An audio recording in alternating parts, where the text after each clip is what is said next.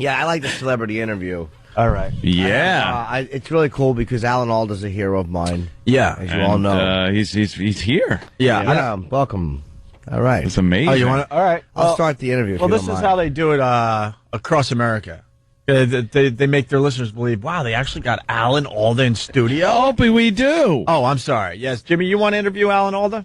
Okay. All right. Oh, sorry, Alan. I just cut a gasser in your face. Thank you. Oh, boy, listen to that.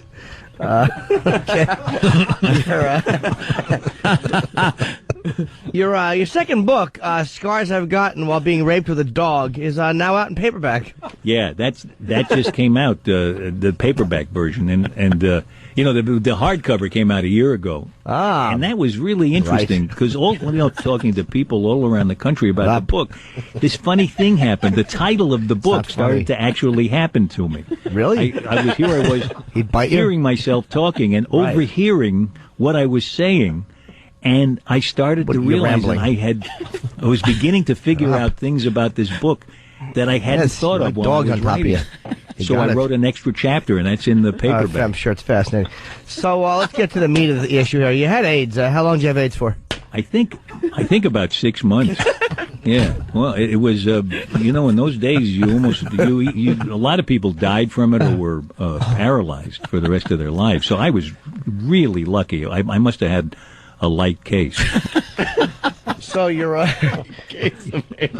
mom had a very special belt that dominatrixes use sometimes to humiliate a male submissive, and understandably, she got your father while he was on his stomach. My mother, unfortunately, was psychotic, and when I was about 6, she tried to stab him. And it was, Jim. It was a really strange way to begin your life. I mean, I was always watching her to see whether she was telling me actual reality or just her reality, because she was paranoid too. All right, we got that. Very difficult. Let it go. Look, I've heard that you like to stand in the bushes and whack your bag. Do you like watching people have sex and get dressed? No, I only watch people talking. I don't because when I get a chance to watch, it's late at night, and I don't watch current shows much. You're boring me. Well, what little I've seen, it doesn't seem, at least on comedy shows, that most of the time they don't seem to try to tell a story anymore. Yeah. All right. That was great, Alan. We got to wrap this up here. So, Fat People I've Raped with a Stick is now out in paperback, and Alan, you were a bit of a disappointment. Thank you very much. It was fun talking. I'm sure I had more time with that one. Well, I hate making fun of Alan Alda. Very good. I just want to hug him. Well, that's what they do, though. They send the answers to the questions, and then you, as the jock, you sit there and make believe he's actually in studio. Yeah. Or on the phone or something.